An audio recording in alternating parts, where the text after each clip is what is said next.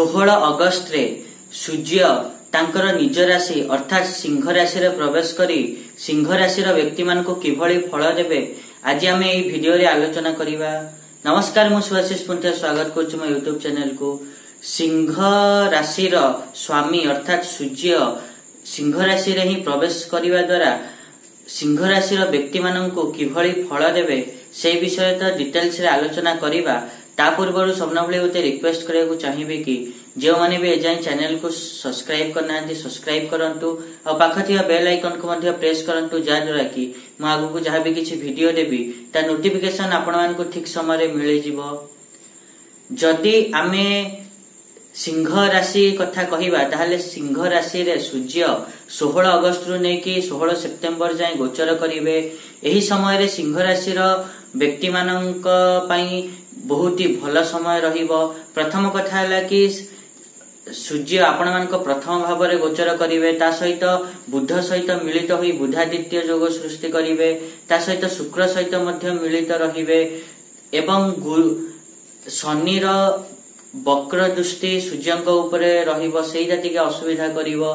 ता सहित मंगल दशम भाव में बसी सूर्य को देखिबा द्वारा आपण मानकर स्वास्थ्य भल रहिबो।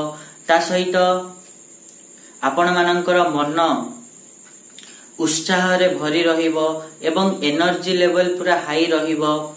एवं एहा मध्य देखिबा को पाइबे कि शत्रु माने आपण मान को हैरान करिया को चेष्टा कले मध्य आपण माने शत्रु मानन को दबेई की रखि परिबे। कोर्ट कचेरी रे आपण मानकर पक्ष मजबूत रहिबो। ता सहित आपण मानकर एही समय रे मान सम्मान जश प्रतिष्ठा प्रभाव यही सब बढ़िबो। ता सहित आपण मानकर जो सूर्य बुध सहित मिलित होउथिबारु बुधादित्य योग मध्य सृष्टि करिवे। या द्वारा देखिबे कि आपण मानक पूर्व अपेक्षा एबे आर्थिक स्थिति अधिक सुदृढ़ रहिबो। ता सहित आपण मानक आयर साधन मध्य बढ़िबो। ता सहित एही गोचर समय रे आपण माने आगो को बढ़िया पई आपण मानक पई नुवा नुवा मार्ग प्रदर्शन करा जिवो। ता सहित आपण माने एही समय रे शेयर मार्केट रु मध्य लाभान्वित होई परिबे। सूर्य शुक्रंक सहित मिलित होइथिबारु आपण माने देखिबे कि एही समय रे आपण मानकु भाई बंधु मानक थारु सहयोग प्राप्त हबो। ता सहित आपण माने यहा मध्य देखिया को पाइबे कि चाकरी रे उन्नति हबो। ता सहित ट्रांसफर सहित प्रमोशन मध्य हेई पारे।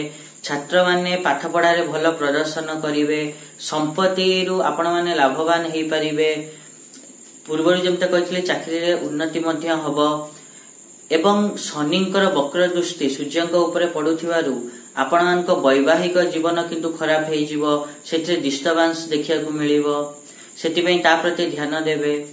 एता थिला सूर्यंक गोचर द्वारा सिंह राशि व्यक्ति मानक कौन सब फल मिलिबो।